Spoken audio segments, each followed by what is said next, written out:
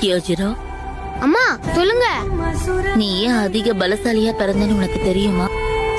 பலவீனமானவங்களை நீ காப்பாத்தணுன்றதுக்காக. இறைவன் உனக்கு கொடுத்த இந்த பலத்தை வச்சு எப்பவும் மத்தவங்களை நீ காயப்படுத்த கூடாது. உன் சுயநலத்துக்காக யாரையும் காயப்படுத்த கூடாது. இந்த விஷயத்த என்னைக்கும் நீ மறக்கவே கூடாது. மாட்டேன்.